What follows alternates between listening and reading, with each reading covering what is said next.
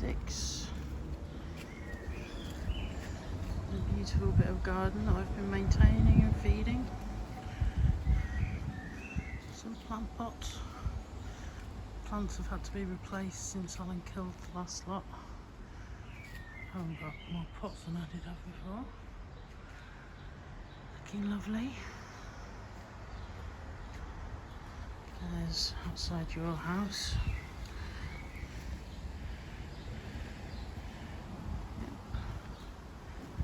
Just a bit neglected.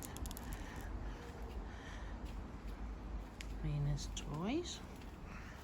That's all good. And then outside Alan's house, lots of rubbish. Some of it hasn't moved since I moved it. But you seem more concerned with what isn't rubbish. The shelves are going to go back. The toys are toys. Going to get played with. There's quite extensive crap, and then you start to see the beginning of the destruction, really. In this angle, can you see that? And we put the umbrella up to try and shield the rest of the plants here.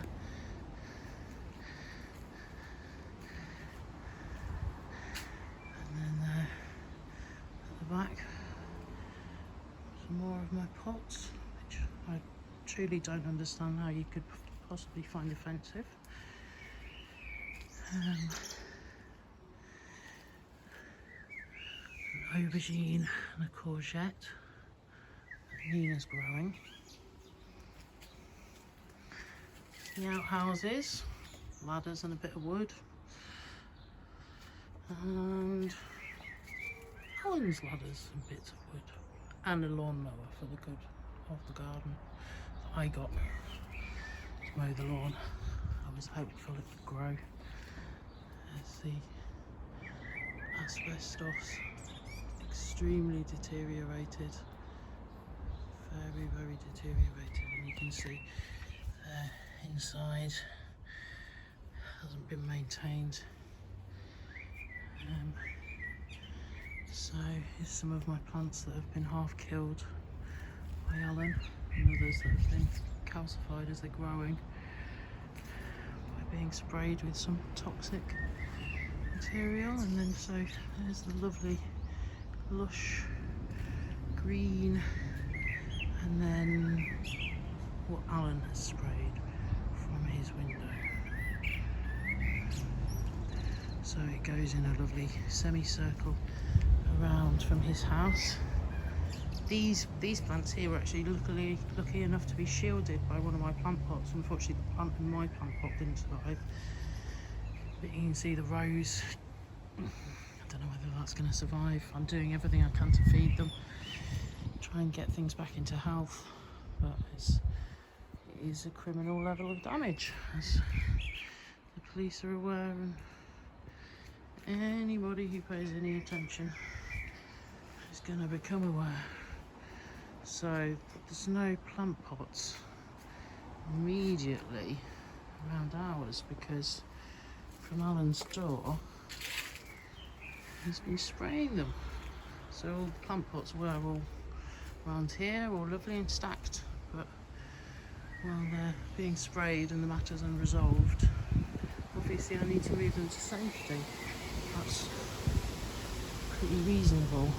So I'm not entirely sure why I'm being held to a different standard as other garden users, and certainly not for being singled out for being responsible for fixing a toilet that was nothing, it wasn't my fault that it was broken.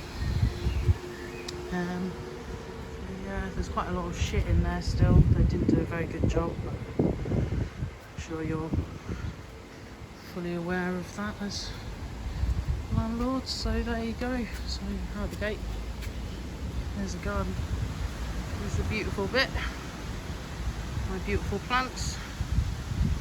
There's your neglected bit with the shelves, which are neatly stacked and are going inside again and again. There is all of Alan's rubbish, and the total decimation of half the garden. There were really, really mature plants down here. We've got photos of it from last year. In fact, you can see how tall they would have been had they been growing, but no. Alan deemed it was not to be. So, and then of course there's the lawn area. You see this slight green area here. That's purely because Alan's wheelie bin was in front of it. So it created a shield. Look, a little bit of grass there. Well, lucky, whatever it is, lichen, moss.